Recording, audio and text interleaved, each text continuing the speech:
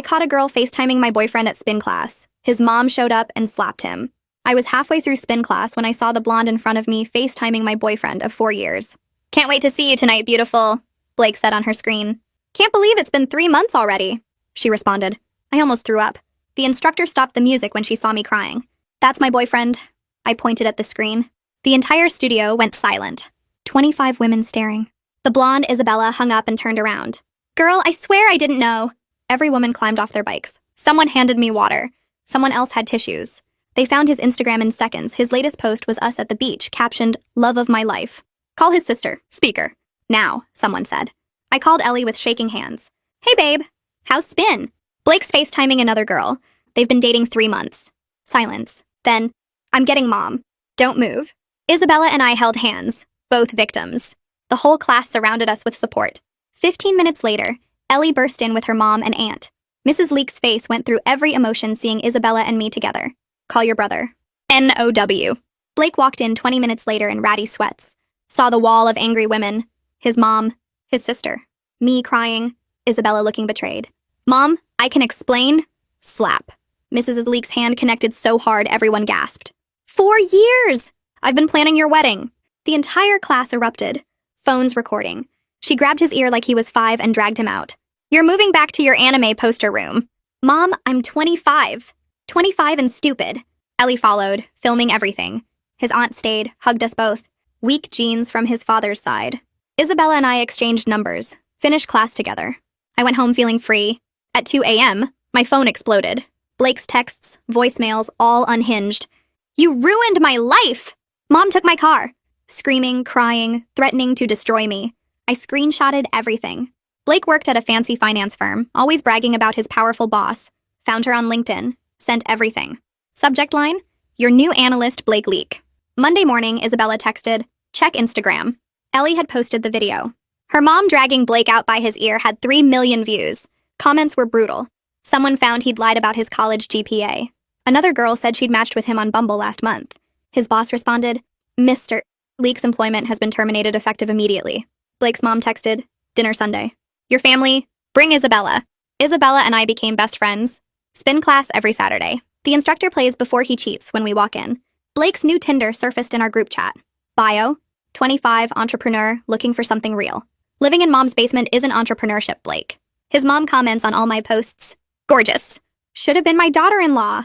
Blake blocked her. She made new accounts to keep commenting. But yesterday, everything changed. Isabella called me crying. "I need to tell you something." "What's wrong?" "About Blake." I lied. My blood went cold. "What?" "We weren't dating 3 months. It was 6 months." "What?" "He told me about you from the beginning. Said you were crazy, stalking him, that he was trying to leave but you threatened suicide." I couldn't breathe. "I believed him until I saw you in class. You weren't crazy. You were in love. Why are you telling me now?" "Because there's more. I wasn't the only one." "What do you mean?" "He has a whole system. Multiple girls, all thinking they're exclusive. All told the others are crazy exes." "How many?" "At least 4 current ones. Maybe more." "We need to tell them that's not all. Remember his boss who fired him?" "Yeah?" "He's been messaging her, threatening her, says she ruined his life over nothing. He sent her photos." "What photos?" "Of her. Taken outside her apartment, her gym, her parking garage." My hands shook. "He's stalking her?" "She went to the police, but they said without direct threats. They can't do anything." "This is insane." "There's one more thing. He texted me last night, said he knows where you live, where you work, your schedule." I looked out my window. A familiar car parked across the street. "Isabella, I think he's outside my apartment right now.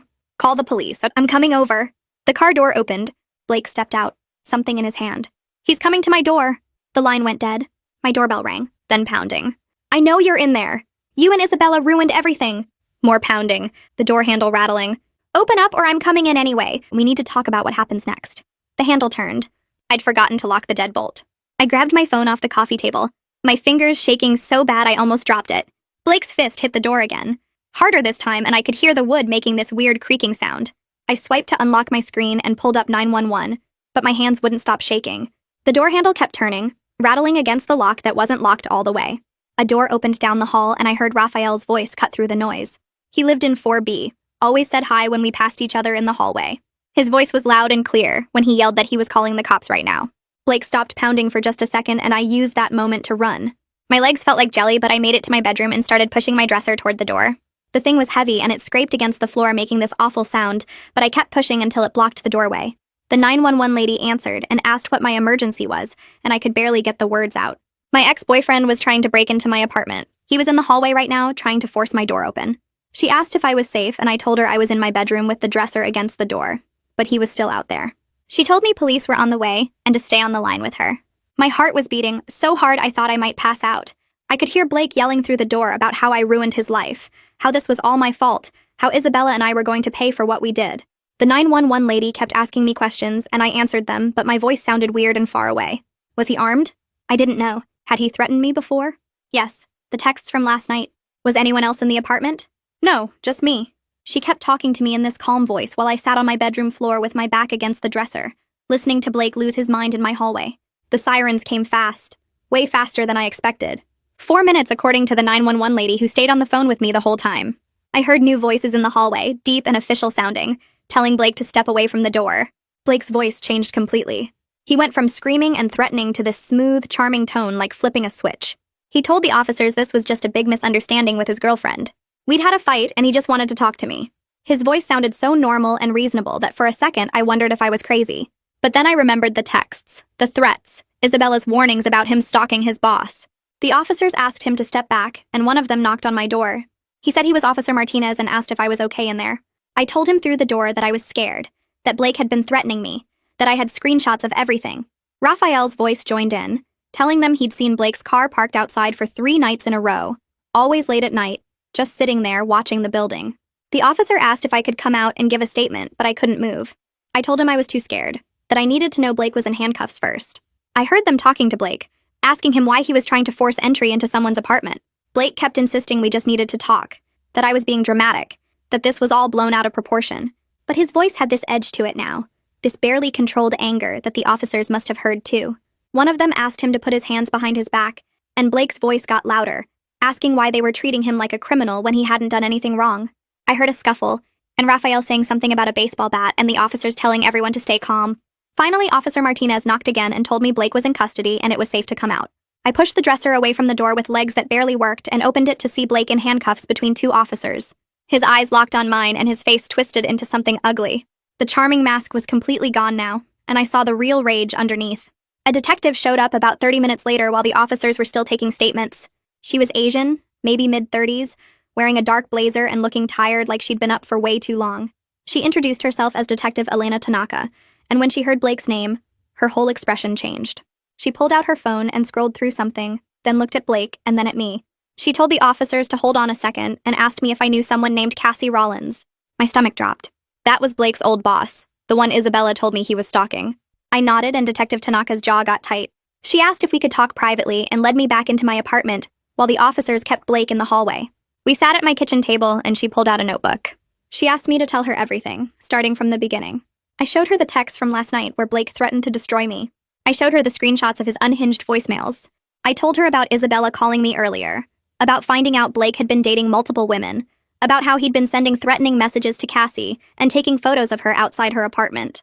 Detective Tanaka's expression got darker with every detail I shared. She took photos of my phone screen with the threatening texts. She asked about the timeline, about when Blake and I broke up, about the viral video that exposed him.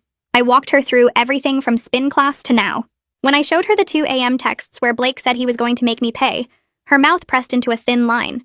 She excused herself and went back into the hallway. I could hear her talking to the other officers in a low, serious voice. She came back a few minutes later and told me they were going to hold Blake for psychiatric evaluation. It would buy us some time, maybe 72 hours, but she was frustrated because even with everything I'd shown her, the system had limits. She explained that stalking cases were hard to prosecute until something actually happened, and tonight Blake had finally crossed that line by trying to force entry. But she needed to build a stronger case fast because once the 72 hours were up, Blake could be released. Isabella burst through my apartment door while Detective Tanaka was still there. Her face was pale and her eyes were red from crying. She had 2 overnight bags with her, one for each of us, and she just dropped them and hugged me so hard I could barely breathe. She kept saying she was sorry, that she should have warned me sooner, that she never thought Blake would actually try to break in. Detective Tanaka introduced herself and asked Isabella to sit down. Isabella told her everything she knew about Blake's system. She had names and phone numbers for 2 other women she'd found who were dating Blake at the same time as us. She showed Detective Tanaka screenshots of conversations where Blake had told each woman the same lies about the others being crazy exes. She explained how Blake had been dating her for 6 months while telling her I was a stalker who threatened suicide. Detective Tanaka took notes on everything, her pen moving fast across the page. When Isabella finished, the detective sat back and rubbed her face. She looked exhausted and angry. She told us the truth, that even with tonight's incident, Blake would probably be released within 72 hours unless they could build a much stronger case really quickly. She needed more evidence, more victims willing to come forward, more documentation of his stalking behavior. The frustration in her voice was clear. She knew Blake was dangerous, but the legal system moved slowly and required proof of everything. She gave us both her card and told us to call her immediately if we remembered anything else or if anyone else contacted us about Blake. She also told us to stay somewhere else tonight, somewhere Blake didn't know about. Isabella said we could stay at her place, and Detective Tanaka nodded. She walked us out past where Blake had been standing, but he was gone now, already taken to the station. Raphael was still in the hallway talking to one of the officers. Raphael saw us and came over. He looked worried and asked if we were okay. I thanked him for calling 911 and for standing guard with his baseball bat. But no, he waved it off like it was nothing, but I could see he'd been scared too. Detective Tanaka asked him if he could give a statement, and Raphael nodded. He pulled out his phone and started showing her photos. He'd taken pictures of Blake's car parked across the street for 3 nights in a row. The photos were time-stamped, always between 10 p.m. and 2 a.m., just sitting there with Blake inside. Raphael explained that the second night he'd noticed the same car in the same spot. He took a photo of the license plate because something felt wrong about a guy just sitting there watching the building for hours. He showed Detective Tanaka at least a dozen photos spanning 3 different nights. Her eyes lit up when she saw them. This was exactly the kind of evidence she needed to prove Blake had been stalking me before tonight's attempted break-in. She asked Raphael if he'd be willing to testify if it came to that, and he said absolutely. He described seeing Blake in the car, watching the building, sometimes looking at his phone, sometimes just staring at the windows. Raphael said he'd almost called the cops on the second night, but wasn't sure if sitting in a parked car was actually illegal. Now he wished he had. Detective Tanaka assured him his documentation was crucial evidence and asked him to email her all the photos with the timestamps intact. She explained that stalking cases required proving a pattern of behavior over time, and Raphael's photos showed Blake had been surveilling my apartment for days before the attempted entry. This turned it from a one-time incident into something much more serious. Raphael promised to send everything over tonight and gave Detective Tanaka his contact information. She thanked him and told him he might have just saved someone's life with those photos. Detective Tanaka got a call while we were standing in the hallway and stepped away to answer it. When she came back, her expression was different, more focused. She told us she'd just gotten approval for a warrant to search Blake's phone. She was heading back to the station now to process it. She told Isabella and me to go straight to Isabella's apartment and not to come back here until she gave us the all clear. She'd call us tomorrow with an update. Isabella grabbed our bags and we headed down to her car. The drive to her place was quiet, except for my hands shaking in my lap. Isabella reached over and squeezed my hand without saying anything. When we got to her apartment, it was almost midnight. We sat on her couch with all the lights on because neither of us wanted to be in the dark. Isabella made tea that neither of us drank, and we just sat there trying to process everything that had happened in the last few hours. My phone buzzed and I jumped so hard I almost dropped it. It was Detective Tanaka. She'd gotten into Blake's phone and found exactly what she was looking for. Photos of Cassie outside her apartment building, outside her gym, in the parking garage at her work. But it wasn't just Cassie. There were photos of me too. Pictures of me leaving my apartment, getting into my car, walking into the grocery store. Dates and times noted in the file names. And there were photos of Isabella and 2 other women I didn't recognize. Blake had organized everything into folders on his phone. Each woman had her own folder with photos tracking her movements, screenshots of her social media, notes about her schedule and regular locations. Detective Tanaka said the scope of his stalking operation shocked even her, and she'd been doing this job for 12 years. She was contacting the district attorney right now about filing formal charges. Blake's carefully kept records would be the evidence that buried him. She told us to try to get some sleep, and she'd call with more information in the morning. Isabella and I stayed up all night anyway. We couldn't sleep even though we were both exhausted. We went through everything we knew about Blake, trying to make sense of how we'd missed the signs. Isabella showed me screenshots of conversations with a woman named Adriana Hansen, who had contacted her after seeing the viral video.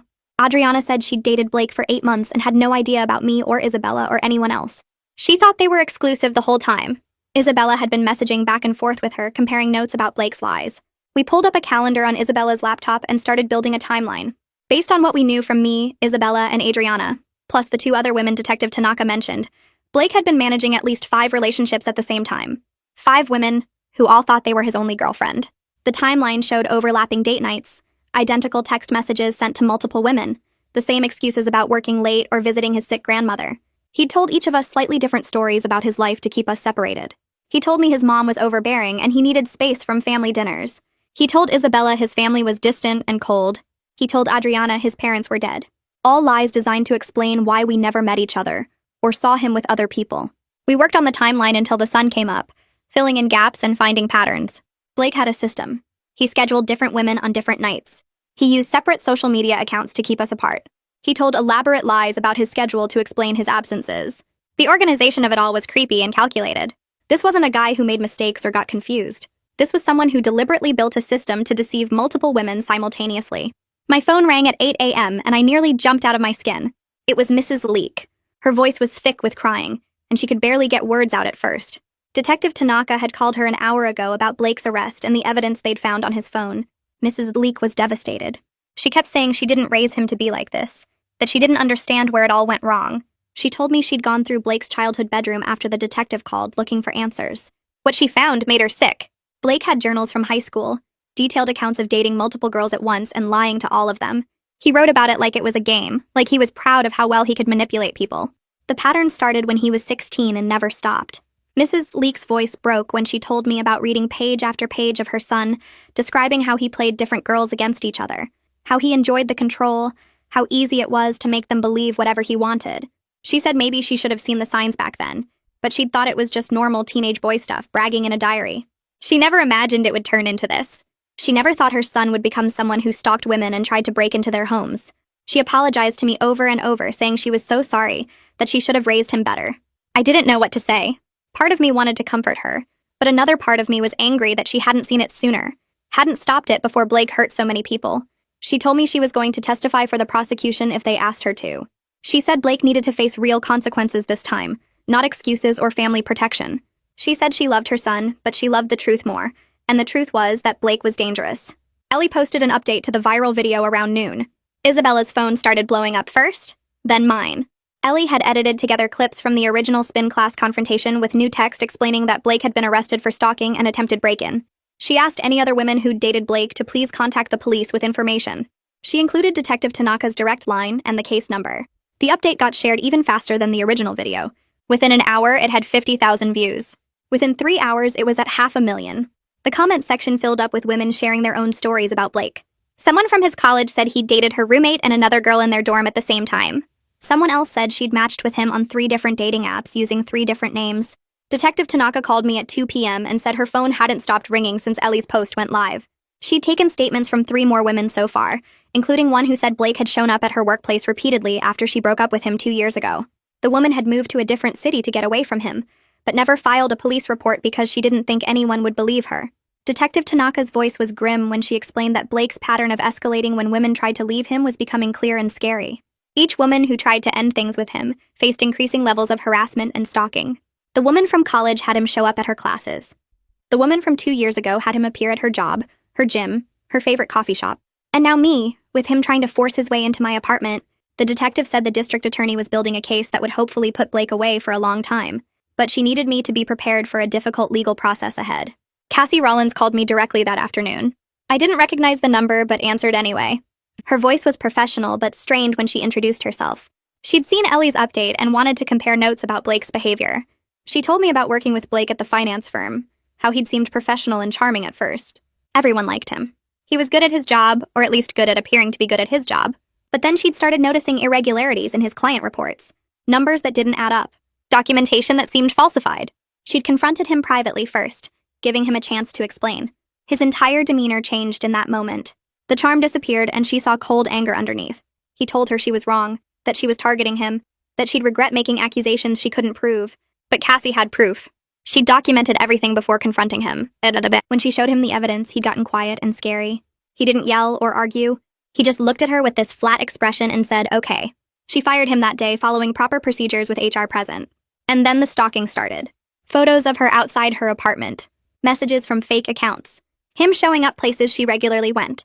She'd gone to the police, but they said without direct threats they couldn't do much. Now with Blake's arrest and the evidence on his phone, she finally felt like someone was taking her seriously. She told me she understood now that Blake's rage wasn't about love or loss or even the job. It was about control. When she held him accountable for his actions, she took away his control, and that's what he couldn't handle.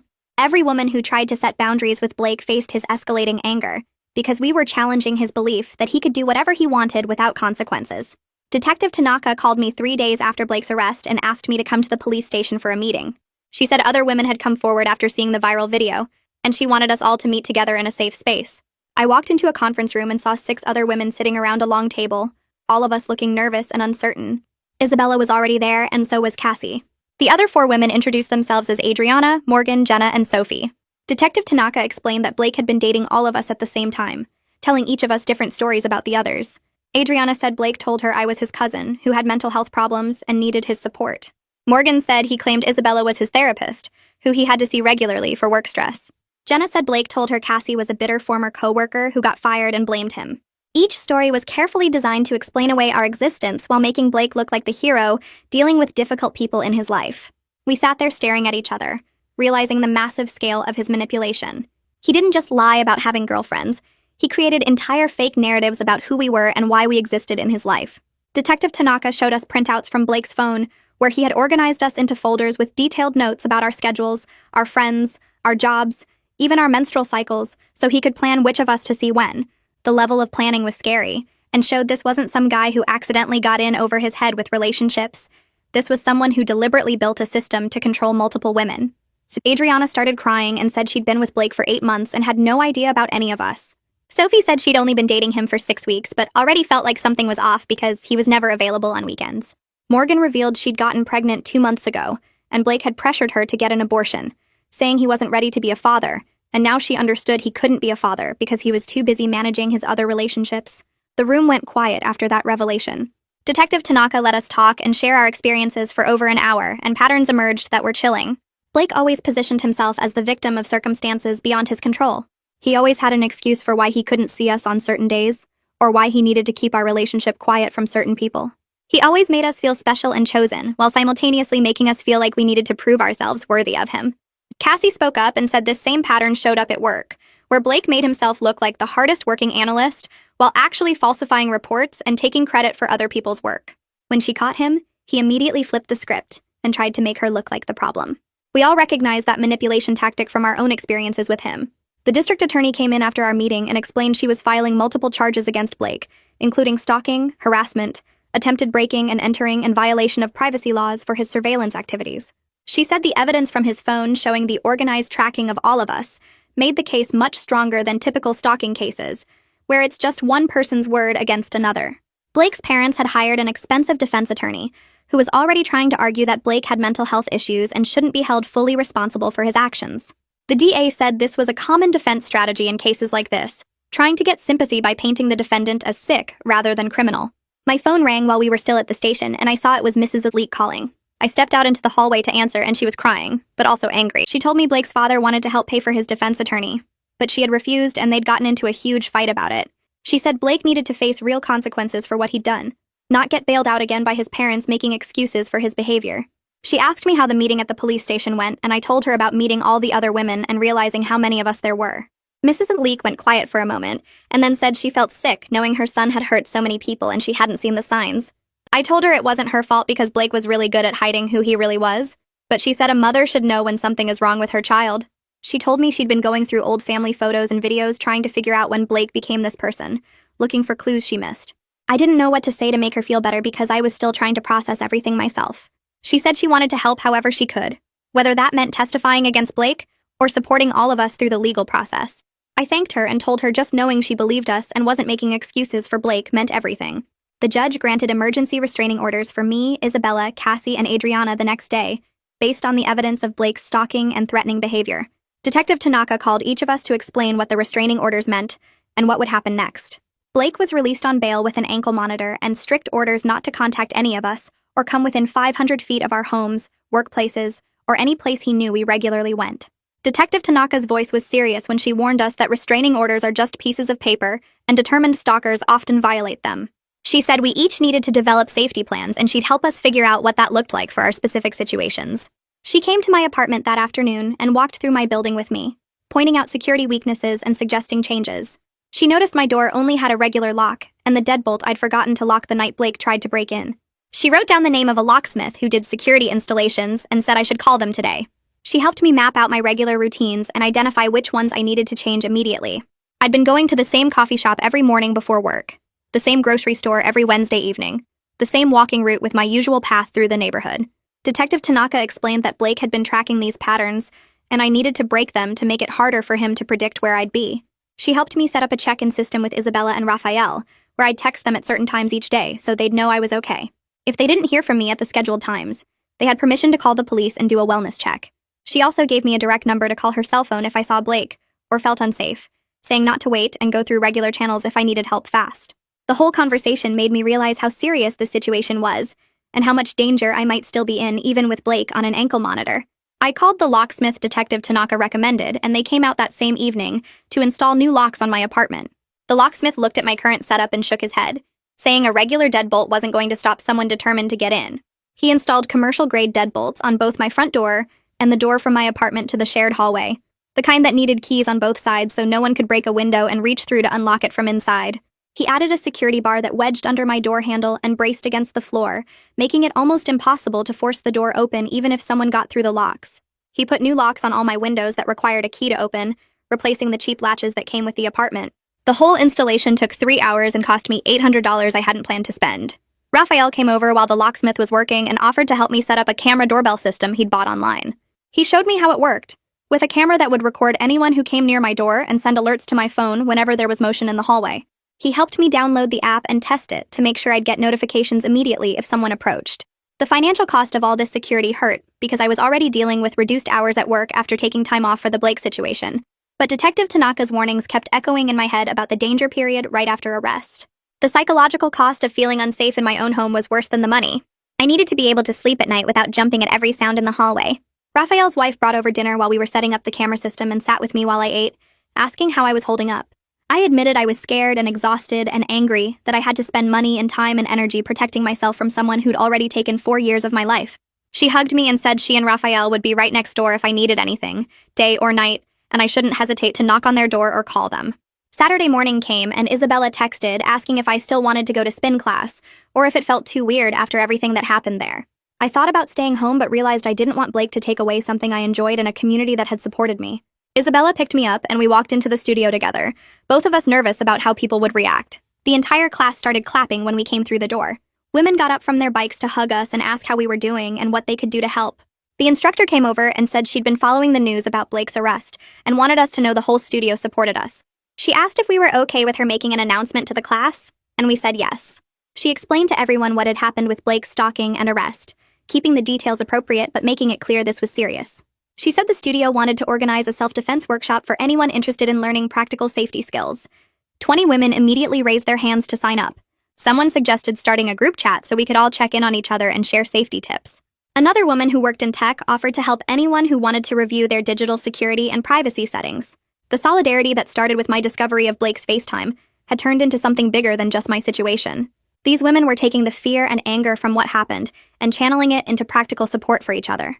We did the full spin class and the instructor played Before He Cheats when Isabella and I walked in, which made everyone laugh and cheer. For 50 minutes, I focused on the music and the movement and felt almost normal. After class, several women stayed to talk and share their own experiences with manipulative or dangerous ex-partners. I realized how common this was, and how many women had similar stories, but never talked about them because they felt ashamed or thought no one would believe them. A message request popped up on my Instagram that afternoon from someone named Malik Townsend. He said his sister Raina had shown him the viral video of Blake getting dragged out of spin class and told him about her own experience dating Blake 2 years ago.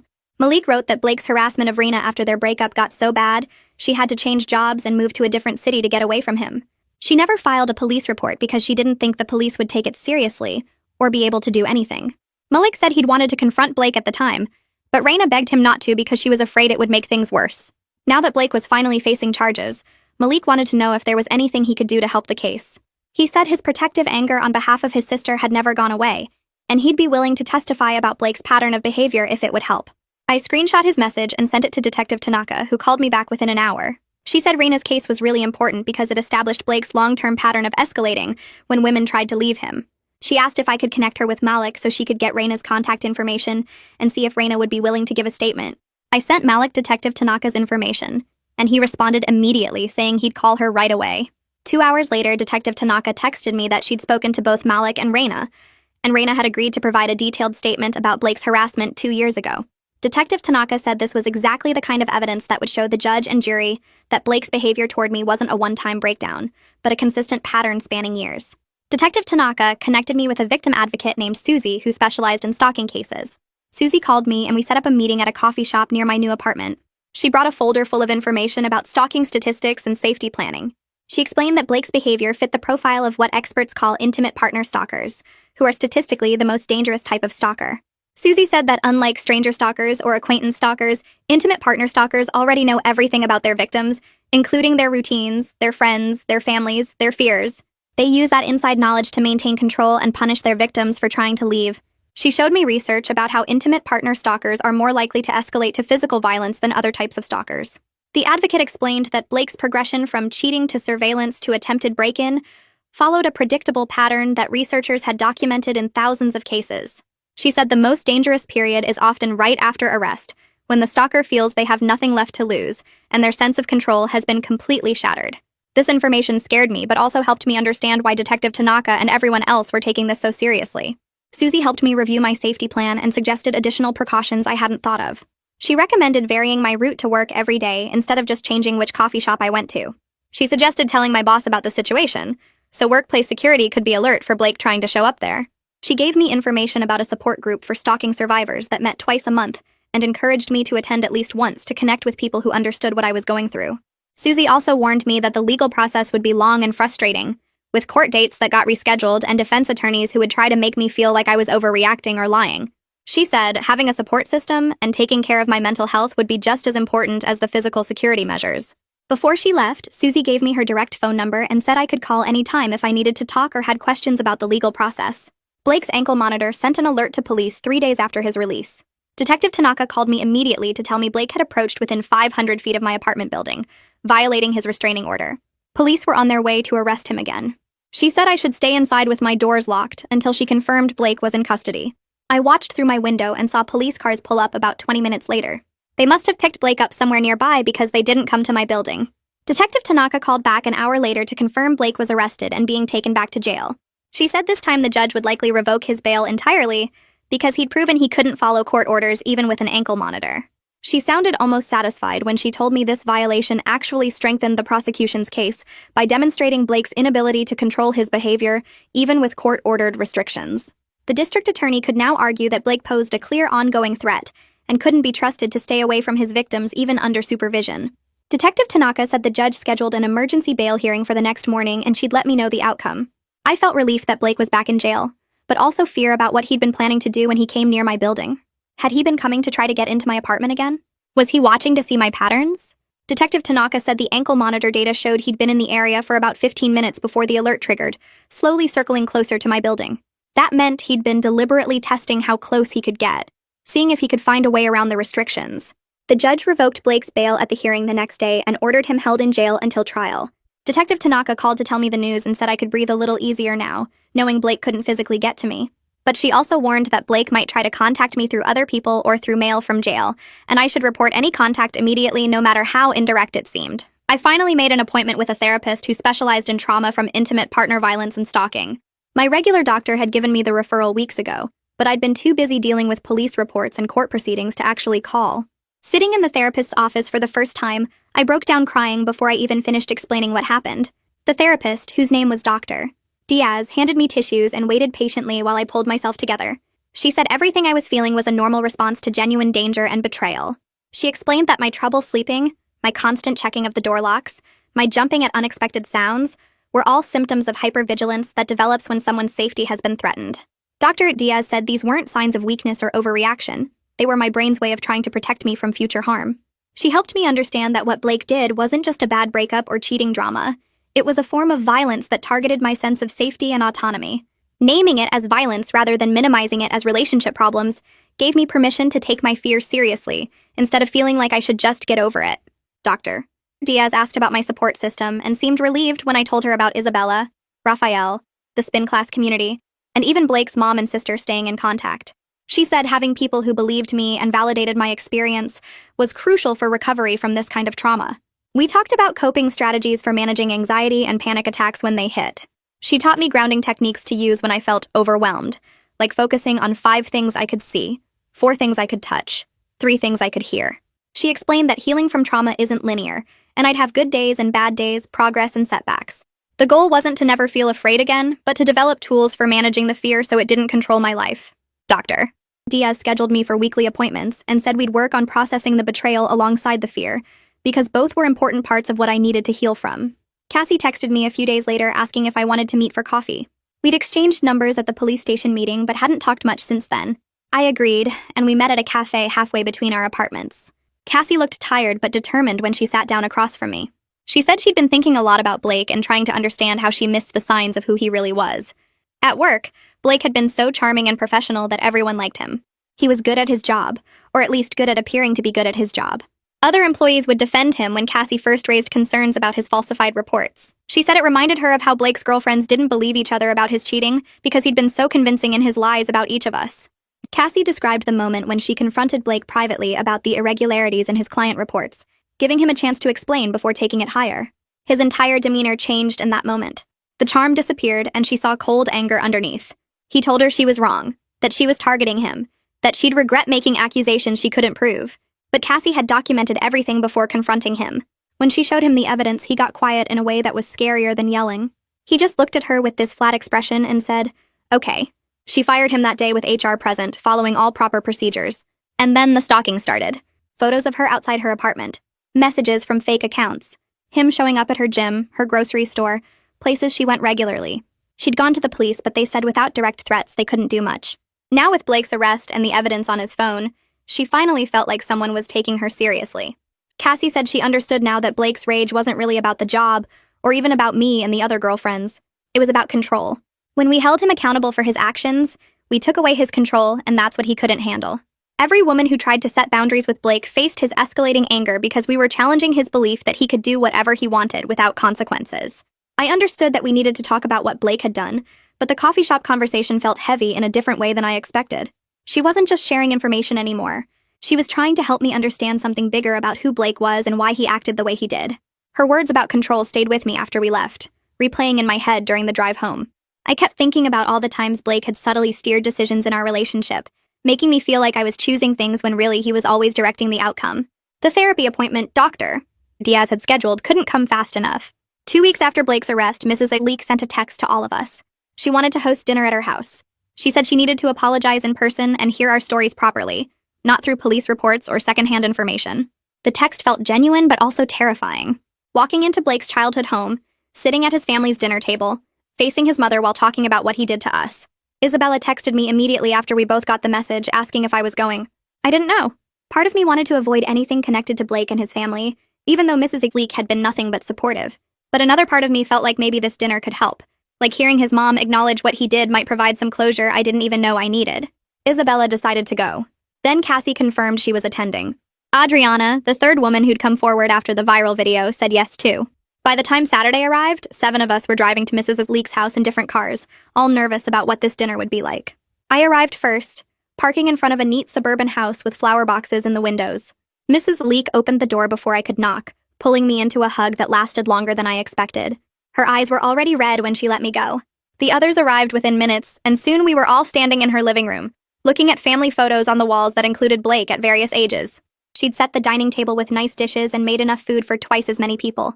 We sat down together, 7 women who'd all been deceived by the same man, facing his mother who'd chosen to believe us over him. Mrs. Leek didn't eat much. She spent most of the evening listening as each of us shared our stories. How long we'd dated Blake, what lies he told us, how we discovered the truth, the specific ways he'd manipulated and controlled us. She cried openly through all of it, never once making excuses or trying to defend him. When Cassie described the stalking photos Blake took of her outside her apartment, Mrs. Leek's hands shook so badly she had to put down her water glass. After Adriana explained how Blake had isolated her from her friends by convincing her they were jealous of their relationship, Mrs. Leek covered her face and sobbed. But she never asked us to stop. She never suggested we were exaggerating or misunderstanding. She just listened and absorbed the full scope of what her son had done to all of us. When everyone had finished sharing, Mrs. Leek spoke quietly about the therapy she'd started attending. She said she kept trying to understand how she missed the signs, whether she'd enabled his behavior somehow, if there were warning signs in his childhood that she'd ignored or dismissed. Her therapist was helping her work through the guilt, but she said she didn't think she'd ever fully forgive herself for not seeing who Blake really was. Then she looked at each of us directly and said she was committed to testifying for the prosecution if it would help protect other women from him. She said she loved her son, but she loved the truth more, and the truth was that Blake had hurt people and needed to face real consequences. Her voice broke when she said it, but she didn't take the words back. The dinner ended with all of us crying together. This strange group of women connected by one man's cruelty and his mother's unexpected integrity. The district attorney's office called me 3 days later with news about a plea deal. They'd offered Blake a package that included jail time, mandatory psychological treatment, and extended probation with GPS monitoring after release. The prosecutor explained that plea deals were common in cases like this, that they saved the victims from having to testify and guaranteed some punishment, even if it wasn't as severe as what a trial conviction might bring. She said they'd offered Blake 2 years in jail, followed by 8 years of supervised probation, plus required therapy and restraining orders for all of us. It seemed reasonable to me. Not enough, but something.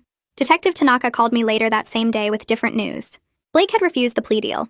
His lawyer had apparently spent an hour trying to convince him to take it, explaining that the evidence against him was overwhelming and a trial would likely result in a harsher sentence. But Blake insisted he was the victim of a conspiracy by vindictive women who were embarrassed about being exposed in the viral video.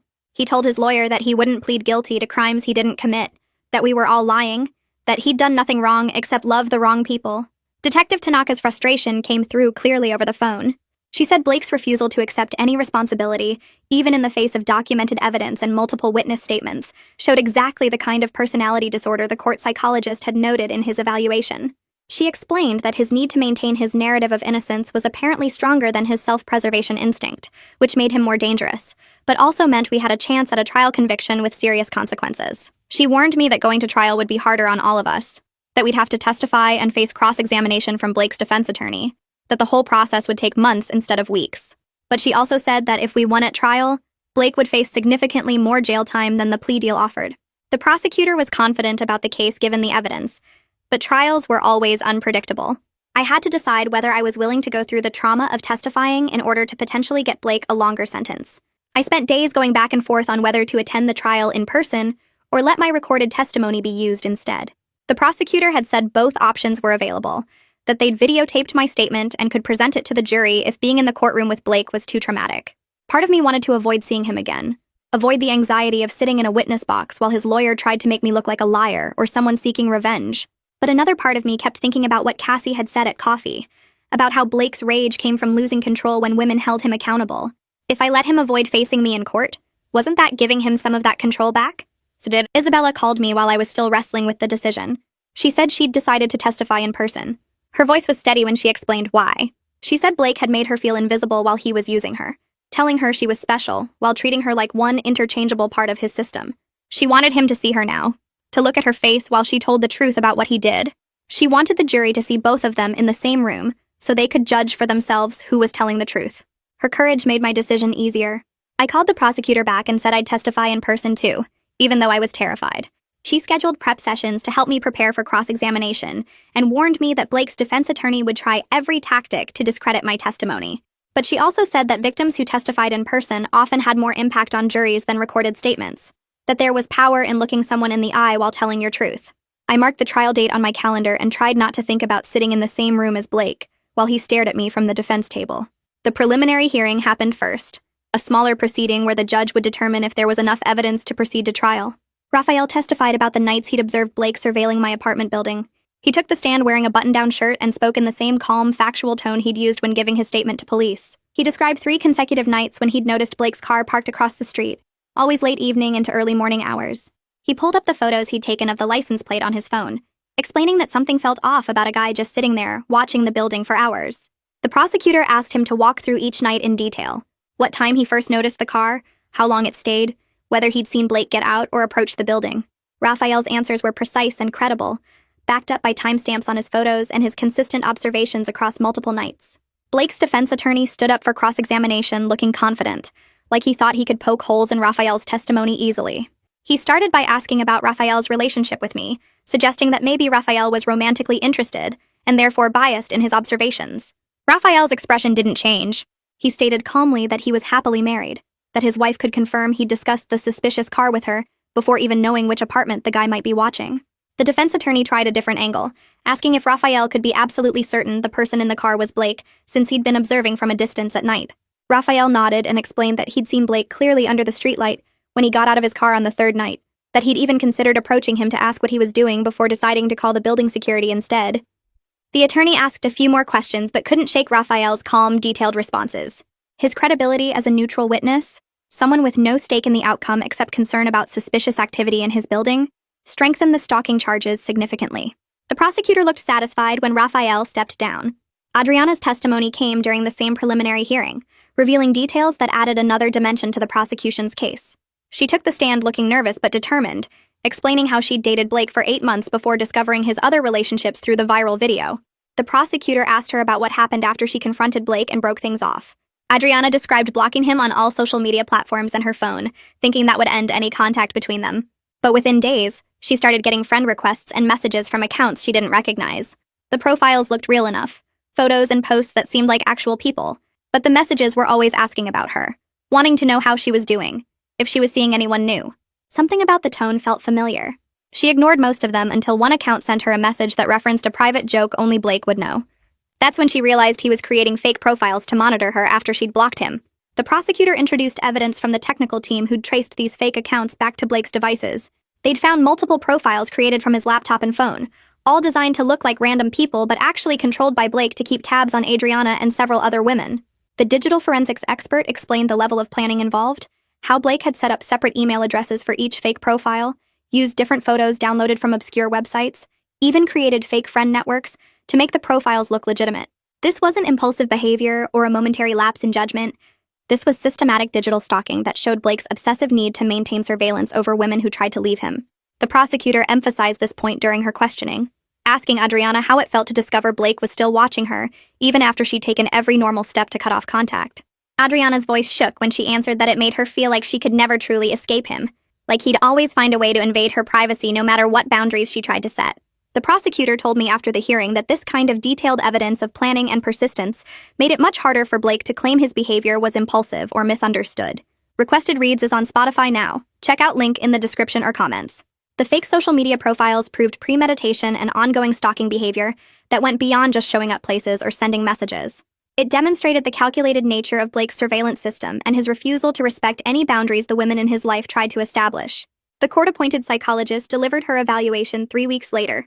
She diagnosed Blake with narcissistic personality disorder, noting his complete lack of empathy for any of us. The report described him as someone who viewed other people as objects to be controlled, rather than individuals with their own lives. But the evaluation also concluded Blake was fully competent to stand trial and understood the wrongfulness of his actions. His defense team had been hoping for a mental illness diagnosis they could use as mitigation, but the psychologist made it clear Blake knew exactly what he was doing when he stalked us, when he threatened us, when he tried to break into my apartment. He wasn't sick. He was dangerous. The prosecutor told me this distinction mattered, because it meant Blake couldn't claim he didn't understand his behavior was wrong or that he couldn't control himself. The evaluation proved he made deliberate choices to hurt people who tried to hold him accountable. I went to the grocery store on a Tuesday afternoon, needing basic supplies and trying to maintain some normal routine. I was standing in the cereal aisle comparing prices when I saw him. Same height as Blake, same dark hair, same build. My vision tunneled. My heart started racing so fast I thought it would explode. I couldn't breathe. My hands went numb.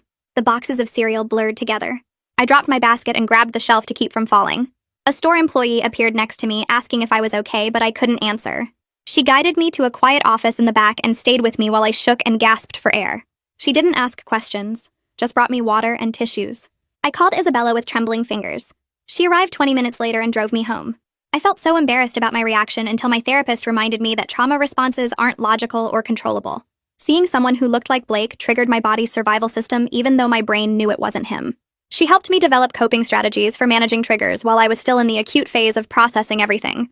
We practiced grounding techniques and breathing exercises for when panic hit. The prosecutor's office scheduled multiple practice sessions to prepare me for testimony. They set up a mock courtroom and walked me through the questions they'd ask and the questions Blake's defense attorney would likely ask. The lead prosecutor warned me that Blake's lawyer would try to make me seem vindictive or unstable, that staying calm and clear would be my most powerful response. She taught me to focus on factual answers rather than getting drawn into emotional reactions. Isabella and I practiced together at her apartment, taking turns playing the hostile defense attorney to prepare each other for the real experience. She asked me terrible questions about whether I was jealous, whether I was lying for attention, whether I provoked Blake. I asked her similar questions until we could both answer without our voices shaking. The practice felt brutal, but necessary. We needed to be ready for someone trying to make us look bad in front of a jury. Mrs. Leek took the stand on the trial's second day. The prosecutor asked her about finding Blake's high school journals in his childhood bedroom after his arrest. She described reading entries where teenage Blake documented manipulating multiple girls at his high school, keeping track of which lies he told to which girl so he wouldn't get caught. The journals showed this pattern started young, that Blake had been practicing these tactics for over a decade. When the prosecutor asked about confronting Blake after his arrest, Mrs. Leek's voice broke. She testified that he showed no remorse, only anger that he'd been caught and exposed. Her testimony as his own mother choosing to support his victims over him was devastating to his defense. I watched Blake's face contort with rage as she spoke. His jaw clenched. His hands gripped the table. The judge had to warn him about his courtroom behavior when he muttered audible insults toward his mother. Several jury members looked at him with disgust. His own mother was testifying against him, and he couldn't even control his reaction. I took the stand the next morning. My hands shook as I placed them on the Bible and swore to tell the truth. The prosecutor walked me through our 4-year relationship, asking specific questions about when we met, how often we saw each other, when we talked about getting married.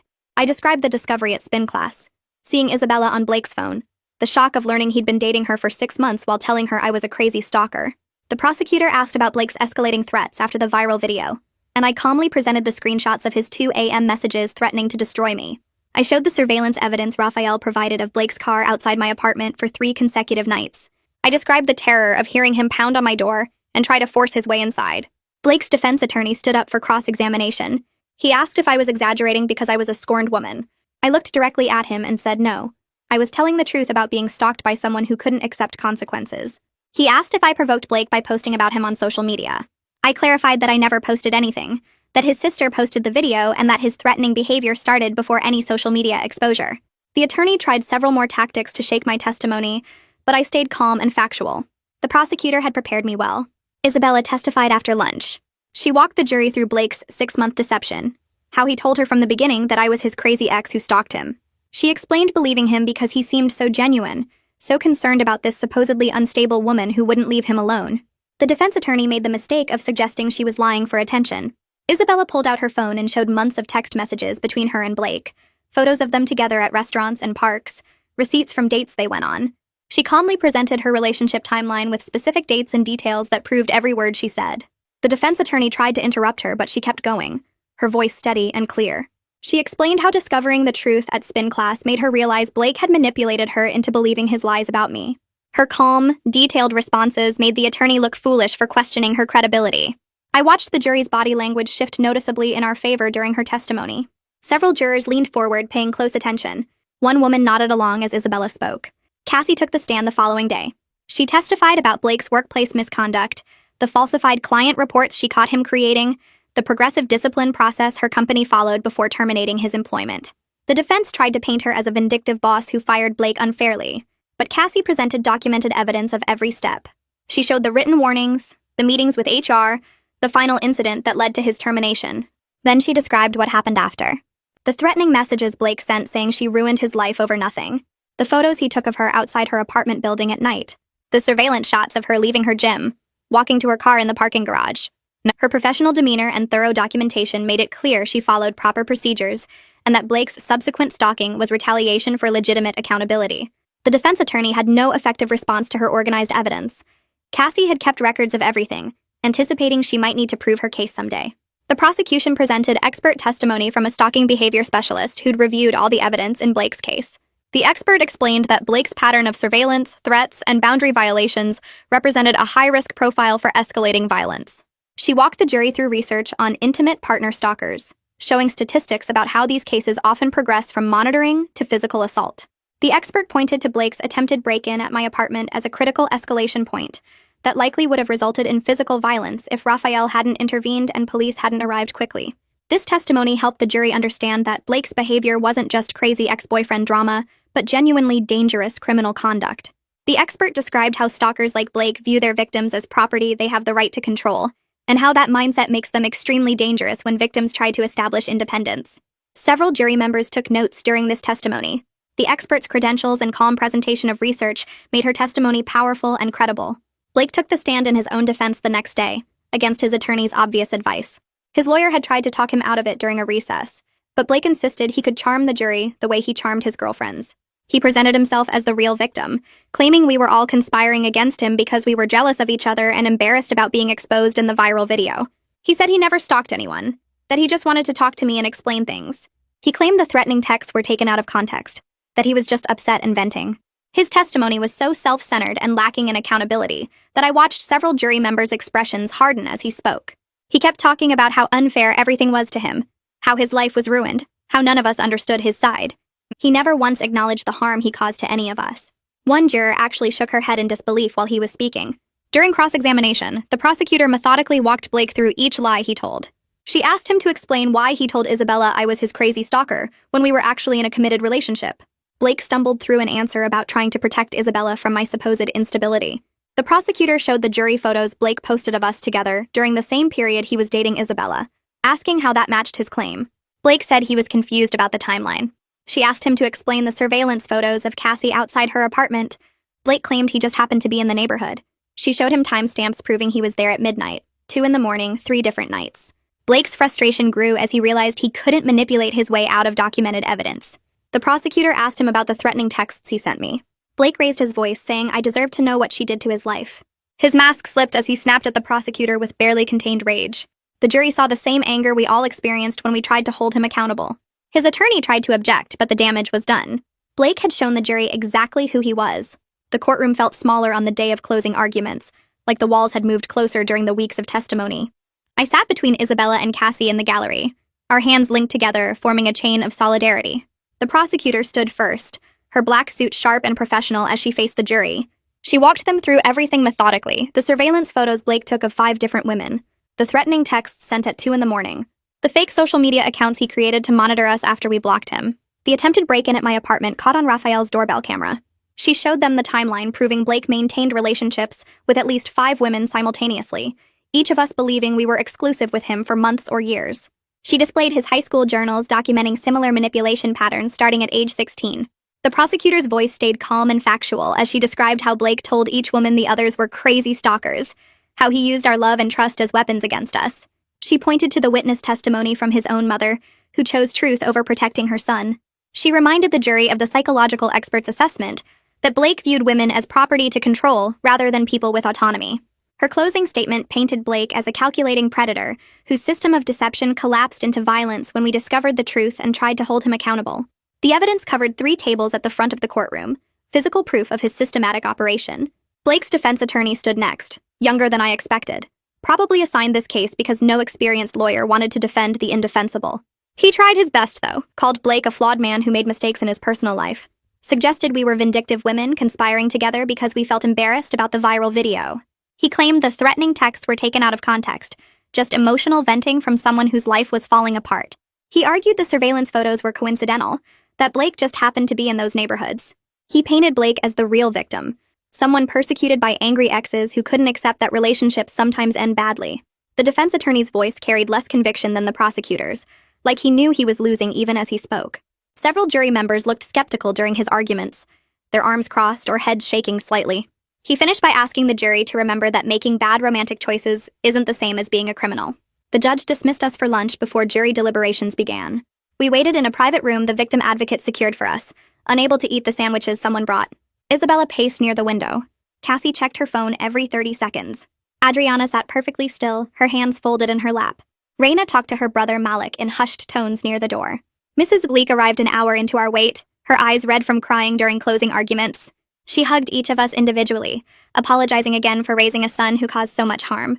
Ellie came with her, bringing coffee and trying to lighten the mood with stories about Blake's childhood mishaps. The humor felt forced but appreciated. Detective Tanaka stopped by twice with updates that weren't really updates, just checking on our mental state while we waited. 6 hours felt like 6 days. My leg bounced constantly. Isabella wore a path in the carpet with her pacing. Every time footsteps approached the door, we all tensed, hoping for news. The bailiff finally knocked at 4:47 p.m. The jury had reached a verdict. We filed back into the courtroom, my heart hammering so hard I could feel it in my throat. Blake sat at the defense table in a suit his mother probably bought him, his expression blank, but his hands gripping the table edge. The jury filed in, none of them looking at Blake. I'd read somewhere that was a bad sign for defendants. The judge asked if they'd reached a verdict. The 4 women stood, an older black woman who'd taken careful notes throughout the trial.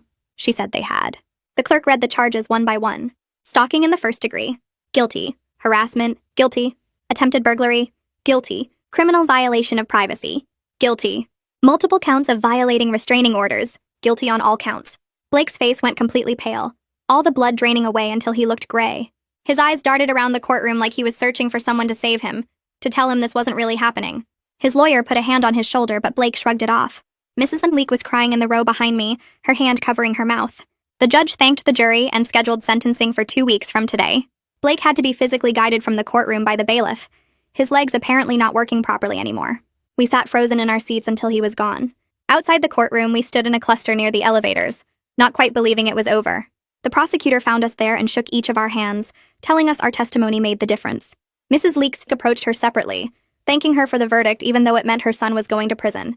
She told the prosecutor she was grateful, that maybe now Blake would be forced to get the help he desperately needed. Detective Tanaka joined us. Her usual serious expression softened slightly. She said this was one of the strongest outcomes she'd seen in a stalking case, that the guilty verdicts on all counts would mean real consequences. We exchanged numbers and email addresses. This group of women who'd been brought together by Blake's manipulation, but stayed connected through mutual support. Isabella hugged me so tight I couldn't breathe. Cassie wiped tears from her face with the back of her hand. Adriana and Reina held each other. Even the victim advocate looked emotional. The relief felt physical, like something heavy had been lifted off my chest. We knew 4 years in prison wasn't enough time for the harm Blake caused, but it was something. It was accountability. It was proof that we'd been heard and believed. 2 weeks later, I stood in front of the judge at Blake's sentencing hearing, my prepared statement shaking in my hands. The courtroom felt different now. The verdict already decided. This just the final step.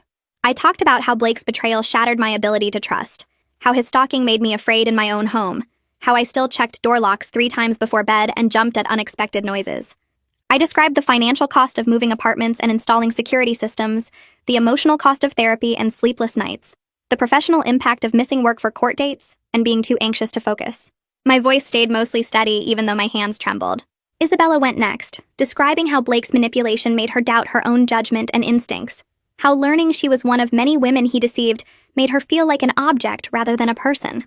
Cassie talked about the professional consequences of Blake's stalking, how she had to involve building security and HR at work, how she still felt unsafe in parking garages. Adriana described 8 months of believing Blake's lies about his other girlfriends being crazy, the shame of realizing she'd been manipulated so completely. Rena flew in again to describe Blake's harassment campaign 2 years ago that forced her to change jobs and cities. 5 women, 5 different stories, all describing the same man's pattern of deception and control. The weight of our combined testimony filled the courtroom. The judge listened to every word, taking notes and asking clarifying questions. Blake's lawyer made a brief statement about his client's difficult childhood and mental health struggles, asking for leniency and treatment rather than incarceration. Blake himself was given the chance to speak, but declined, his lawyer probably advising him that anything he said would only make things worse. The judge took a long pause before pronouncing sentence, looking directly at Blake the entire time. 4 years in state prison followed by 10 years of supervised probation. Mandatory psychological treatment both during and after incarceration. Permanent restraining orders protecting all 5 victims with no expiration date. The judge's statement emphasized that Blake's systematic deception of multiple women combined with his stalking and attempted break-in represented a serious threat to public safety that required significant incarceration. She noted his complete lack of remorse throughout the trial, and his continued attempts to manipulate even from the defense table. She said the court had a responsibility to protect potential future victims from Blake's established pattern of behavior. Blake's face showed pure shock as the sentence was read, like he genuinely believed his charm would save him even after the guilty verdicts. His mouth opened and closed, but no sound came out. The bailiff approached to take him into custody. Mrs. Leek was crying again but nodded when the judge finished, accepting that this was necessary. We gathered outside the courthouse afterward, the afternoon sun too bright after hours in the dim courtroom. The relief was overwhelming, mixed with exhaustion and residual fear that 4 years wouldn't be enough. Detective Tanaka found us on the courthouse steps and reminded us that the permanent restraining orders and extended probation meant Blake would face immediate consequences if he tried to contact any of us after release. She gave us her card again, told us to call if we ever felt unsafe, or if Blake violated his probation conditions. We stood there for almost an hour, not wanting to separate, this group of women who'd supported each other through the worst experience of our lives. We took a photo together, all 7 of us plus Mrs. Leek and Ellie, documenting this moment of victory even though it felt complicated. Isabella suggested we get dinner to celebrate, but none of us felt hungry. We settled for coffee at a shop near the courthouse, sitting around a large table and talking about everything except Blake. Cassie told funny stories about her new job. Adriana showed us photos of her recent vacation. Reina talked about her graduate program. We exchanged contact information again, making plans to stay connected beyond the trial. The barista kept refilling our cups for free after overhearing parts of our conversation. When we finally left, hugging goodbye on the sidewalk, I felt something I hadn't felt in months. Safe. I started apartment hunting the next day, wanting a fresh start in a space Blake had never seen or known about. Raphael and his wife helped me look at listings, coming with me to viewings in different neighborhoods across the city. I chose a place 20 minutes from my old apartment, a second-floor unit with better security and no ground-level windows. The building had a locked entrance, cameras in the hallways, and a doorman during evening hours. Moving day came 2 weeks later. Raphael showed up with his truck at 8 in the morning. The spin class community arrived throughout the day with boxes, packing tape, and snacks. The instructor brought her girlfriend and a dolly for heavy furniture.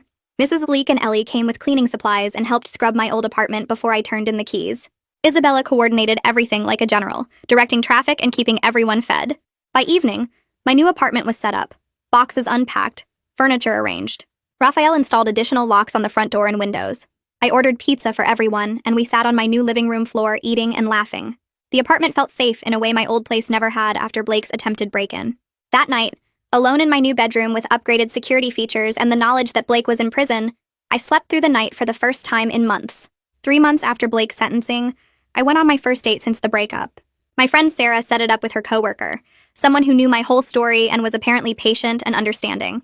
We met for coffee at a place near my new apartment, somewhere public and safe. I was nervous, my hands shaking slightly as I stirred sugar into my latte. He was nice, asked questions about my interests and hobbies, didn't push when I mentioned I was taking things slowly.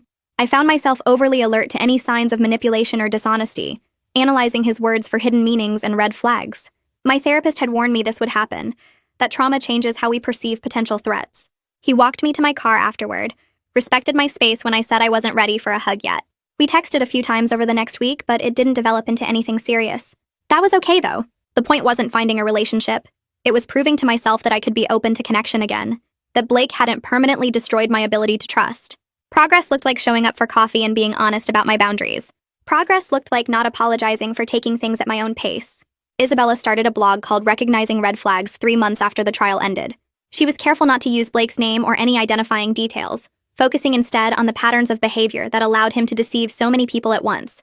She wrote about love bombing and isolation tactics, about how manipulators tell each victim the others are crazy, about the warning signs she wished she'd recognized earlier. Her first post got shared hundreds of times. People commented with their own experiences, recognizing similar patterns in their past or current relationships. She created a community forum where people could share stories and advice. The blog grew into a resource with articles about healthy relationship dynamics, how to spot gaslighting, when to trust your instincts. Isabella interviewed experts and survivors, building a library of information. She sent me every post before publishing, making sure I was comfortable with any details that might reference our shared experience.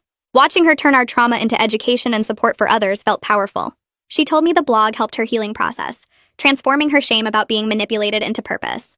6 months in, she had thousands of regular readers and a waiting list for her online support groups. Cassie filed her civil lawsuit 2 months after Blake's sentencing. She hired a lawyer who specialized in stalking cases and built a detailed case about the emotional harm Blake caused. The depositions took weeks. Blake's lawyer tried to argue that firing him was the real harm, that Cassie had destroyed his career over a misunderstanding. But Cassie's documentation was thorough. Every threatening message, every photo he took outside her apartment, every time he showed up at her gym. The jury deliberated for 3 hours before awarding her $50,000 in damages. The judgment would garnish Blake's wages after his release from prison.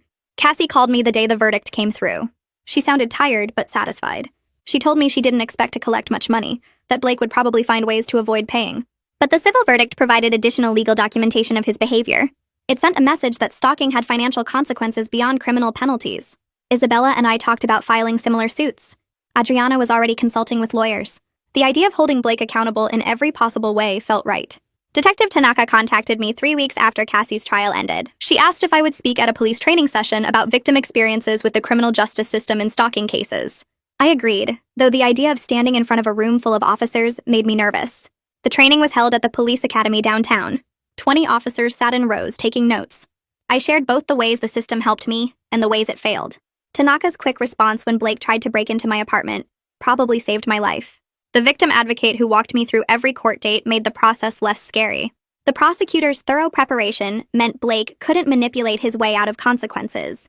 But I also talked about the initial inability to act on stalking evidence before Blake violated the restraining order. How I knew I was in danger, but the legal system couldn't intervene until he actually tried to hurt me. Several officers asked questions about what would have helped earlier.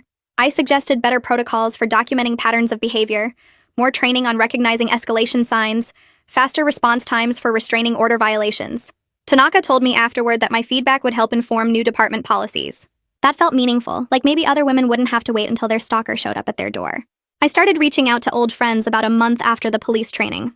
Friends I'd let drift away during my relationship with Blake. I realized his subtle discouragement of my friendships was part of his control strategy. He never forbade me from seeing them, just made it difficult. Always had something planned when they were invited me out. Made comments about how they were bad influences or didn't really care about me. Created small conflicts that made maintaining friendships exhausting. Sarah was the first person I called. We'd been close in college but barely talked the last 2 years. She answered on the second ring and immediately said she was glad to hear from me. We met for lunch at the cafe near her office. She didn't ask why I'd been distant or make me explain, just hugged me and said she was happy I was back. My friend group welcomed me the same way. No judgment about the years I was less available. They'd seen the viral video, followed the trial, understood what I'd been dealing with.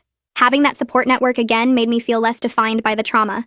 I remembered who I was before Blake, the friendships and interests and life I'd built that had nothing to do with him. 6 months after Blake's sentencing, I attended my cousin's wedding in the suburbs. The reception was at a country club with a huge ballroom and terrible DJ. I was standing by the bar waiting for a drink when someone tapped my shoulder. I turned around and recognized James, one of Blake's college friends. He looked uncomfortable, shifting his weight from foot to foot.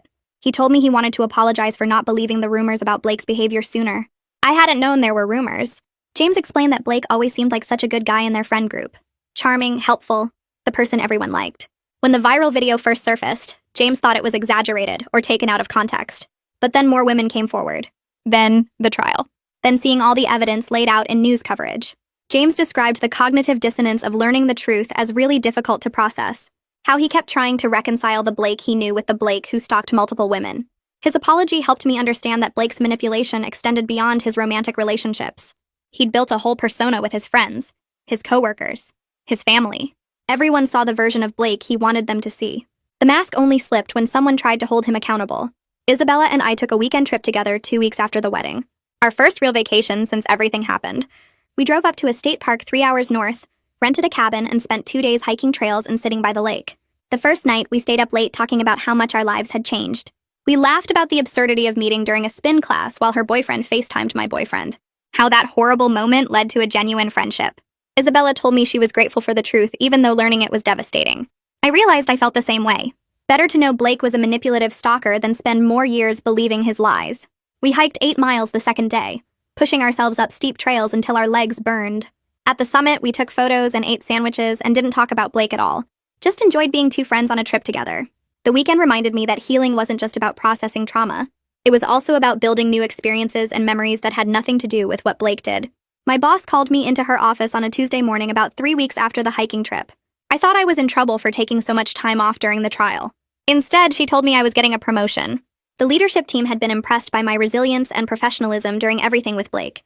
I'd maintained my work performance, met all my deadlines, never let the personal crisis affect my job responsibilities. The promotion came with a significant raise and new responsibilities managing a small team. The recognition felt validating. Blake had tried to destroy my life, but I'd kept showing up and doing good work anyway. The extra money helped me rebuild my financial stability, after the costs of moving to a new apartment and upgrading all my security systems. Professional success reminded me that Blake's actions didn't define my entire life or capabilities. I was still good at my job, still valued by my employer, still building a career that had nothing to do with him. Mrs. Leek and I started meeting for coffee every few months. The first time felt awkward. She was Blake's mother, and part of me wondered if she secretly resented me for his imprisonment. But she ordered us both lattes and immediately asked how I was really doing. We talked for 2 hours. She shared updates about Blake's required therapy in prison. The letters he sent her still lacked genuine accountability. He mostly focused on his own suffering, how unfair the system was, how everyone had turned against him. Never acknowledged the harm he caused to me, Isabella, Cassie, or any of the other women. Mrs. Adleek's voice cracked when she talked about it. She said she kept hoping each letter would show some growth or understanding, but they never did. Her continued choice to prioritize truth over enabling her son inspired me. She could have made excuses for Blake, blamed his victims, insisted he was misunderstood. Instead, she held him accountable, even though it meant accepting that her son was capable of terrible things. I was grateful for her presence as a maternal figure who believed and supported me. She told me I would always be family to her, regardless of what Blake had done. The self-defense course started on a Saturday morning at a gym downtown. 8 women from spin class signed up together. The instructor was a former military police officer who now taught civilian self-defense. She emphasized that the goal wasn't to become a fighter, but to develop awareness, assertiveness, and options for dangerous situations. We learned how to recognize threats early, how to use our voices to set boundaries, how to break common holds and create space to escape. The physical training built my confidence. Learning that I had tools to protect myself if someone tried to grab me or corner me helped me feel less vulnerable. We practiced scenarios where someone approached us aggressively or tried to follow us to our cars. The instructor taught us to trust our instincts, to not worry about being polite if something felt wrong. By the end of the 8-week course, I felt more empowered in my own body, like I had some control over my safety instead of just hoping nothing bad would happen. A journalist reached out through email about 4 months after I completed the self-defense course. She was working on a story about intimate partner stalking and the criminal justice system. She wanted to interview me about my experience. I was hesitant at first. The viral video had already put my story in the public eye more than I wanted. But the journalist assured me she was focused on systemic issues rather than sensationalizing my personal story. We met at a coffee shop and talked for 3 hours. She asked thoughtful questions about when I first felt unsafe, what barriers I encountered trying to get help, how the legal system responded. I described the gap between when victims know they're in danger and when the legal system can intervene. How I had evidence of Blake's stalking, but police couldn't act until he actually violated the restraining order. The journalist took detailed notes and said she wanted to use my case to advocate for better protective measures. The article came out 6 weeks later in a major newspaper. It highlighted the systemic problems I'd experienced and included interviews with legal experts about potential reforms. Seeing my story used to push for change felt meaningful. Maybe other women would have better options because I was willing to speak up. 1 year after Blake's sentencing, I attended a vigil for victims of intimate partner violence. The local women's shelter organized it every year in the park downtown. Hundreds of people gathered as the sun set, holding candles and listening to speakers. Survivors shared their stories. Family members remembered loved ones who didn't survive their abusers. I stood in the crowd holding my candle and realized how much I'd healed while acknowledging the ongoing impact of trauma. I still had bad days. Still got anxious when I saw someone who looked like Blake. Still checked my locks multiple times before bed. But I was functioning, working, building relationships, living a life that felt like mine again. When they were invited people to light candles for specific victims, I lit mine not just for myself, but for the women who didn't survive their stalkers. I thought about how my outcome could have been different without the support system and resources I had access to. Raphael's quick action calling police, Detective Tanaka's responsiveness, the spin class community rallying around me, Mrs. Alik choosing to believe me over her son. Not everyone had those advantages. The ceremony reminded me that healing and advocacy could exist together. I could work on my own recovery while also fighting for better systems to protect other women. I signed up for the volunteer training at the Victim Advocacy Center 3 months after the trial ended. The organization helped stalking victims understand restraining orders, court processes, and safety planning. My first session involved sitting in a circle with 7 other volunteers, all of us survivors at different stages of recovery. The facilitator asked us to share why we wanted to help others. When my turn came, I explained how Detective Tanaka's quick response and the victim advocate's guidance had probably saved my life. Using that experience to help women who were currently terrified felt like turning something horrible into something useful. A woman across from me nodded and said she'd been volunteering for 5 years after her ex-husband stalked her for 18 months. Her calm strength made me believe I could reach that place too. The training covered legal terminology, crisis intervention techniques, and how to connect victims with resources without overwhelming them. I learned that many women face the same frustrating gap I experienced, where they know they're in danger but the legal system can't act until something worse happens. By the end of the 8-week training, I felt ready to take calls on the crisis hotline and accompany women to court hearings when they needed support. The letter arrived 6 months into my volunteer work. My attorney called first to warn me that Blake's lawyer had sent a formal request. Blake wanted me to agree to lift the restraining order after his release, claiming he'd completed therapy and wanted to make amends for the harm he caused. The letter included a certificate from the prison's counseling program and a statement from his therapist about his progress. My attorney read me the key phrases over the phone. Blake had written that he understood his actions were wrong and that he hoped I could find it in my heart to allow him closure through a conversation. The lawyer's tone suggested he thought this was a reasonable request from a reformed man. My attorney cut through that immediately. She explained I had zero obligation to respond, that making amends didn't require contact with victims, and that many abusers use therapy language to manipulate their way back into victims' lives. She asked if I wanted to send a formal refusal or simply ignore it. I chose silence. Responding in any way would give Blake what he wanted, which was my attention and engagement. The restraining order would remain in effect whether I replied or not. I filed the letter in my case documents and went back to my regular life, maintaining the boundary that protected both my safety and my peace of mind. Isabella called me 8 months after the trial with news that made me actually scream with joy. She was getting married. She'd met someone through a friend's birthday party, someone who knew her full story about Blake from the beginning and never made her feel damaged or suspicious because of it. They dated carefully, building trust through consistent honesty and respect for her pace. When she told me he'd proposed during a weekend hiking trip, I could hear the happiness in her voice that had been missing during all those months with Blake. She asked me to be in her wedding party, standing beside her while she married someone who actually deserved her. I said yes immediately, already tearing up. Her engagement reminded me that Blake's betrayal didn't have to define our capacity for future relationships. She'd found healthy love after manipulation and control. Watching her plan her wedding over the next several months, seeing her excitement about building a life with someone trustworthy, gave me hope that the same possibility existed for me. Her happiness became proof that recovery was real and that Blake hadn't permanently broken our ability to trust and love. The animal shelter volunteer showed me 3 dogs in the medium-sized section. I'd decided I wanted a companion and a security system combined, something that would bark if someone approached my apartment but also curl up beside me on the couch. The third dog, a mixed breed with tan fur and alert ears, came right to the kennel door and pressed her nose against my hand. The volunteer said she'd been surrendered by an owner who moved and couldn't keep her, that she was 2 years old and already house-trained. I took her to the meet and greet room and sat on the floor. She climbed into my lap immediately, way too big for lapdog behavior but clearly not aware of that fact. I adopted her that afternoon and named her Scout. Training her and establishing our routines together gave my days structure and purpose. Morning walks, evening training sessions, weekend trips to the dog park. Her presence in my apartment made me feel safer in ways I hadn't expected. She barked at every footstep in the hallway, alerting me to movement outside my door. But she also forced me to maintain regular schedules, to leave my apartment even on days when anxiety made me want to hide. My therapist noted during our next session that caring for another being was helping me rebuild my sense of stability and trust. Scout depended on me, which meant I had to show up and function even when trauma made everything feel hard. 2 years after Blake's sentencing, I went on my first real date in months with someone who had actual potential. We'd met through mutual friends who knew my history and had vouched for him before introducing us. He worked in education, had never been married, and approached relationships with the kind of thoughtful intention I'd learned to value. Our first coffee date lasted 3 hours. He asked about my life, listened to my answers, and shared his own experiences without dominating the conversation. When I mentioned I'd been through something difficult a few years ago, he didn't push for details. We went on a second date, then a third. He met Scout and spent 20 minutes playing fetch with her in the park. By our 5th date, I told him the full story about Blake.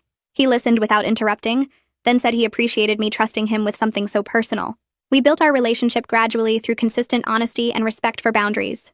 He never pushed me to move faster than I was comfortable with, never made me feel like my caution was a problem. Learning what partnership looked like without manipulation or control felt like discovering a completely different kind of relationship. My ability to be vulnerable again while maintaining healthy boundaries felt like a major milestone in my healing. I was learning that not all men operated like Blake, that healthy relationships involved mutual respect and genuine care, rather than control and deception. Detective Tanaka's call came 2 years into Blake's sentence. She asked if I had time to talk about something important. Blake was up for parole after serving half his sentence, which was standard for nonviolent offenses with good behavior. The parole board would hold a hearing in 6 weeks, and she wanted to know if I wanted to submit a victim impact statement. I said yes immediately. Over the next week, I wrote a detailed letter describing the ongoing impact of Blake's stalking. I explained the hypervigilance that still made me check my locks multiple times before bed, the anxiety that surfaced whenever I saw someone who looked like him, the ways his manipulation had affected my ability to trust people. I emphasized my concerns about his release, pointing out that 4 years wasn't enough time for genuine change in someone who'd spent years perfecting a system to deceive and control multiple women. I noted that his letter requesting contact showed he still didn't understand that victims don't owe abusers closure or forgiveness. I sent the statement to the parole board and waited. 5 weeks later, Detective Tanaka called with the decision. The parole board had denied Blake's early release, requiring him to serve his full 4-year sentence. They'd cited my statement along with statements from 3 other victims and concerns about his continued attempts to contact us through his attorney. I felt relief wash through me, buying myself 2 more years of guaranteed safety before having to deal with his release. The university invitation arrived in my email 3 months after the parole denial. A professor in the sociology department was organizing a panel discussion about intimate partner violence and asked if I'd be willing to speak about recognizing manipulation in relationships. Standing in front of the lecture hall 6 weeks later, looking at students who were the same age I'd been when I met Blake, felt surreal. I shared the story of the spin class discovery, the viral video, and everything that followed, but I focused most of my talk on the red flags I'd missed during our 4 years together. The way Blake had subtly discouraged my friendships, always having reasons why he couldn't meet my friends or why my friends were somehow problematic. The way he'd made me feel special and chosen while simultaneously making me feel like I needed to earn his attention. The way he'd responded to any boundary I tried to set by making me feel unreasonable or demanding. I talked about the support systems that saved me, the spin class women who rallied around me, Blake's own family choosing truth over loyalty, the victim advocate who helped me navigate the legal system. After my talk, 7 students approached me with concerns about their own relationships. I connected each of them with campus resources, the counseling center, and the student advocacy office. Knowing my story might help someone recognize danger earlier made the vulnerability of public speaking worth it. The notification letter arrived 3.5 years after Blake's sentencing. He was released from prison in 6 months and would begin his supervised probation period. The victim advocate called the same day to help me review my safety plan. We went through everything again: the permanent restraining order that remained in effect, the GPS monitoring he'd wear during probation, the strict no-contact orders that meant any attempt to reach me would send him back to prison. She confirmed my address was protected in all court records and that Blake's probation officer had been briefed on his full case history. While the news triggered some anxiety, the racing heartbeat and sweaty palms that used to accompany any thought of Blake, I was in a much stronger place than I'd been during the trial. I had established support systems, coping strategies that actually worked, and a life that felt solid and mine. Scout sensed my stress and pressed against my leg until I sat down to pet her. My partner came over that evening and we talked through my concerns. He reminded me that I'd survived Blake's worst already, that I had legal protections and people who would help if Blake violated any terms of his release. The anxiety didn't disappear completely, but it felt manageable, rather than overwhelming. All of Blake's known victims received the same release notification within days of each other. Isabella texted our group chat suggesting we organize a call to check in with each other and coordinate our safety plans. 8 of us joined the video call, faces I'd come to know well over the years since the trial. We'd all moved forward with our lives in different ways. Isabella was married now, Cassie had been promoted twice at a new company, Adriana had moved to a different state and started her own business. But we agreed to maintain our communication network, to alert each other immediately if Blake violated his probation or restraining orders. We shared our current safety plans, updated each other on address changes or new jobs, and promised to check in monthly even if nothing concerning happened. The solidarity that had formed during the trial remained strong years later. We'd been through something terrible together, and had chosen to transform that shared trauma into lasting support. Knowing 7 other women were watching out for me, and that I was watching out for them, made Blake's approaching release feel less scary. I planned a dinner for the 4th anniversary of Blake's arrest, wanting to mark how far I'd come while honoring the difficulty of the journey. My partner helped me set up my apartment, moving furniture to fit a bigger table. Isabella arrived first, bringing wine and flowers. Then came the spin class instructor who'd stopped the music that day, Mrs. Leek who'd chosen truth over her son, Ellie who'd posted the video that started everything, Detective Tanaka who'd built the case that put Blake away, and my therapist who'd helped me process years of trauma. We gathered around my table, Scout moving between us begging for attention, and I raised my glass. I thanked each person for the specific ways they'd helped me survive and heal. We toasted to survival, to healing, to the power of community that forms when people choose to believe and support victims. Mrs. Leek cried and said watching me build this life made her proud, that she wished her son had been worthy of me but was grateful I'd found happiness anyway. I looked around the table at these women who'd shown up for me in my worst moments and realized I was no longer defined by what Blake had done to me. I was defined by how I'd responded, by the choice to seek help instead of hiding, by the decision to turn trauma into advocacy, by the relationships I'd built and maintained. Blake had tried to destroy me, but I'd survived and built something better than what existed before. I got the notification on a Tuesday morning. Blake would be released from prison in 2 weeks, starting his probation period with ankle monitoring and mandatory therapy sessions twice a week. Detective Tanaka called me personally to walk through the details, her voice calm and steady, like always. She told me his probation officer had read the entire case file, knew about all the victims, understood the pattern of escalation. The permanent restraining orders stayed in effect, meaning Blake couldn't come within 500 feet of me, my workplace, or any location I frequented regularly. If he violated any term of his probation, he'd go straight back to prison to serve the rest of his sentence. I appreciated her thoroughness, but my hands still shook while she talked. 4 years felt like both forever and no time at all. Some days I barely thought about Blake anymore, and other days I still checked my locks 3 times before bed. Detective Tanaka must have heard something in my silence because she said I'd survived his worst already, that I had legal protections now and people watching out for me. I thanked her and sat on my couch for a long time after the call ended, Scout pressing her warm body against my legs. My partner came home from work and found me still sitting there, staring at nothing. We talked through my fears, made a plan to update my security system and review my daily routines. The anxiety felt manageable rather than overwhelming, which showed me how far I'd come since that night Blake tried to break down my door. 4 years after that moment when I saw Isabella FaceTiming my boyfriend during spin class, I'm sitting in my living room with Scout asleep at my feet, sunlight coming through windows I no longer feel scared to leave uncovered. I still go to spin class every Saturday morning where the instructor greets me with a hug, and Isabella saves me the bike next to hers. We've watched each other grow through breakups and new relationships, job changes, and personal victories. The community that formed around my worst moment has become one of the most important parts of my life. I have occasional nightmares where Blake is pounding on my door again, and sometimes I get anxious in parking garages or when I see a car that looks like his old one. But these moments don't control me anymore. I've learned to sit with the fear, acknowledge it, and then keep moving forward. My partner knows my triggers and respects them without making me feel broken. I have a job I love, friends who show up when I need them, and a sense of safety I had to fight hard to rebuild.